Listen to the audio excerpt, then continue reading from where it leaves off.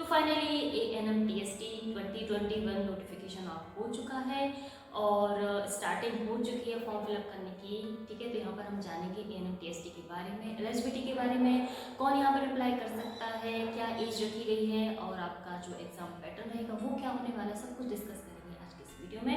तो अभी तक अगर आपने मेरे चैनल को सब्सक्राइब नहीं किया तो आप सब्सक्राइब कर सकते हैं, मुझे फॉलो कर सकते हैं इंस्टाग्राम पर, जहाँ पर आपको अपनी कुछ छोटी छोटी सी नॉलेजेबल इन्फॉर्मेशन या फिर आप कह सकते हैं नॉलेजेबल वीडियो एंड स्टार्ट करते हैं। ठीक है, तो ANMTST का नोटिफिकेशन जो आउट हो चुका है उसकी जो स्टार्टिंग जो डेट है वो 9 जनवरी से स्टार्ट यहाँ पर डेट है। यहाँ पर बात करते हैं एग्जामिनेशन डेट की, जो एग्जामिनेशन होने वाला है तो एग्जामिनेशन होगा आपका 15 और 16 फरवरी को। ठीक है, अब इम्पॉर्टेंट जो है यहाँ पर वो है एलिजिबिलिटी। तो सबसे पहले हम बात करेंगे कि कौन कौन एलिजिबल होगा जो ANMTST का ये एग्ज़ाम दे सकता है। उससे पहले हम ये जानते थे कि ANMTST है क्या। ठीक है, या ये डायरेक्ट कोई वैकेंसी है। कई जो गर्ल्स होगी शायद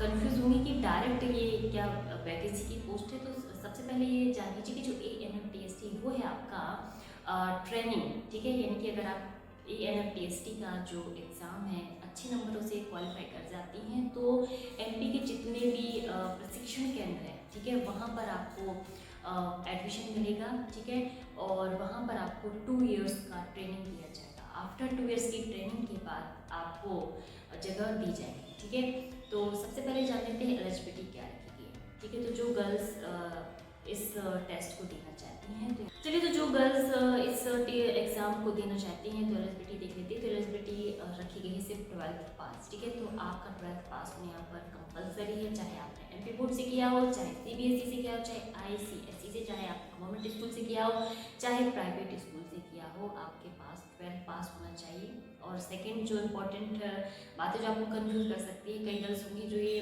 पूछेंगी कि अगर मैं 12th में हूँ तो क्या इस फॉर्म को फिलअप कर सकती हूँ।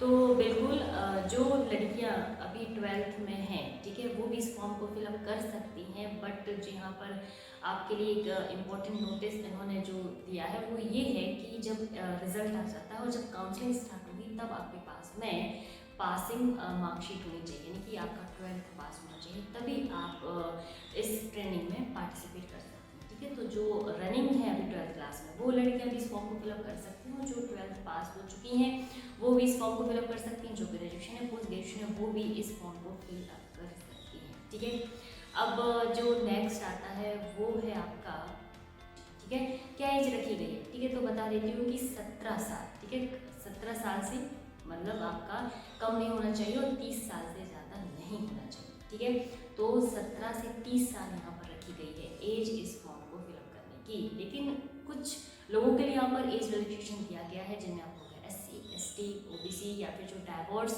वुमेन्स हैं या फिर जो विडो वुमेन्स हैं उनके लिए यहाँ पर 5 इयर्स की छूट दी गई है एज में। चलिए, अब नेक्स्ट जो है यहाँ पर इस फॉर्म को फिलअप करने के लिए वो है फीस।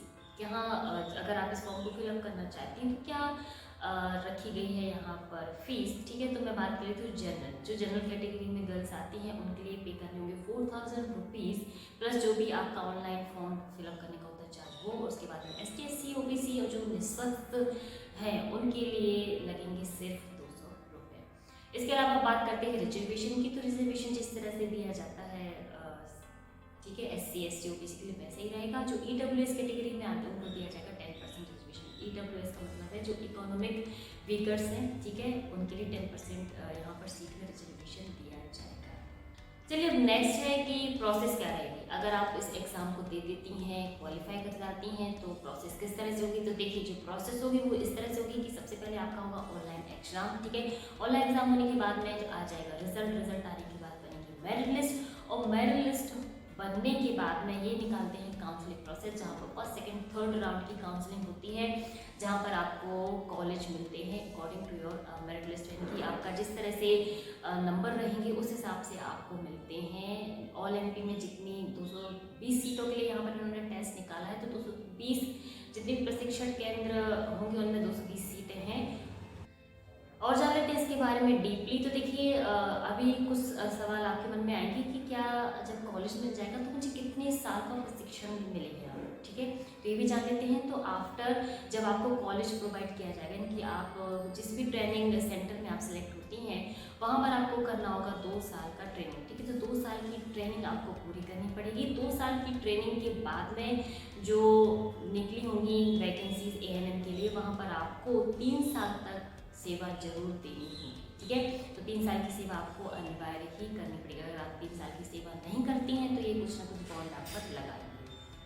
इसके अलावा जो एक नेक्स्ट और इम्पॉर्टेंट जो इनका शर्त आप कह सकते हैं या फिर बहुत ही इम्पॉर्टेंट फैक्ट है जो आपको ध्यान रखना है कि जैसे ही आपको कॉलेज मिल जाता है तो 3 महीने की ट्रेनिंग के बाद में इनका एक पीटीएस एग्ज़ाम होता है, और वो पीटीएस एग्ज़ाम अगर आप पास कर जाती हैं तो ही 2 साल की ट्रेनिंग करेंगे। अगर आप इस टेस्ट को पास नहीं करते हैं तो आपको ट्रेनिंग सेंटर से बाहर कर दिया जाएगा। यानी कि 3 साल की ट्रेनिंग के बाद में आपको फिर से एक टेस्ट देना होता है। अगर उसमें आप पास हो जाती हैं तो फिर आप आगे 2 साल की ट्रेनिंग के लिए क्वालिफाइड मानी जाएंगी।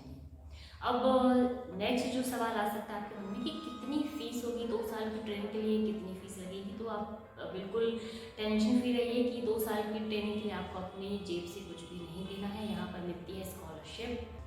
तो जहाँ भी जिस भी सेंटर में आप सिलेक्ट होती हैं वहाँ पर आपको कोई भी फ़ीस पे नहीं करनी है। गवर्नमेंट के द्वारा ही आपको ट्रेनिंग दी जा रही है, ठीक है। 2 साल की ट्रेनिंग दी जा रही है और जो भी स्कॉलरशिप मिलती है, ठीक है, उस बेस पे, ठीक है। अब जो नेक्स्ट इम्पॉर्टेंट आप कह सकते हैं बात ये है कि जैसे मान के चलिए आप जिस एरिया में उसी एरिया का आपको सेंटर मिल जाता है ट्रेनिंग के लिए, कि जो भी कॉलेज इन्होंने बनाया प्रशिक्षण केंद्र, वहाँ पर अगर आपको एडमिशन मिल जाता है तो आप ये ना सोचें कि आप घर से वहाँ प्रशिक्षण करने जाएंगी। तो ये एक इम्पॉर्टेंट यहाँ पर रूल है कि चाहे आपको अपने शहर में क्यों ना सेंटर मिले, आपको 2 साल तक हॉस्टल में ही रहना होगा। यानी कि आप ये नहीं कर सकते कि आप घर से ट्रेनिंग कराएं और वापस घर आएं, ठीक है। तो आपको हॉस्टल में ही रहना पड़ेगा। 2 इयर्स के लिए आप हॉस्टल में रहेंगे, वहीं पर जो प्रशिक्षण केंद्र है वहीं पर आपको अपनी ट्रेनिंग कंप्लीट करना होगा। चलिए बात कर लेते हैं जो एग्ज़ाम पैटर्न है वो क्या होने वाला है, ठीक है। तो ज़्यादा टफ एग्ज़ाम पैटर्न नहीं है। आपको सिर्फ आएंगे जनरल नॉलेज के क्वेश्चन और आएगा आपको जो साइंस से रिलेटेड जो क्वेश्चन है सामान्य विज्ञान, ठीक है, उससे रिलेटेड आपको क्वेश्चन आएगा 50-50 नंबर के, 100 नंबर का आपका होगा पेपर, ठीक है। और इसका जो सिलेबस है मैं इसका जो वीडियो है वो अलग से बना दूंगी। और 2020-21 का सिलेबस देख लें, या फिर इसके पहले भी मैंने एएनएम सिलेबस का वीडियो डाला था। सेम टू सेम सिलेबस में कोई चेंजेस नहीं है।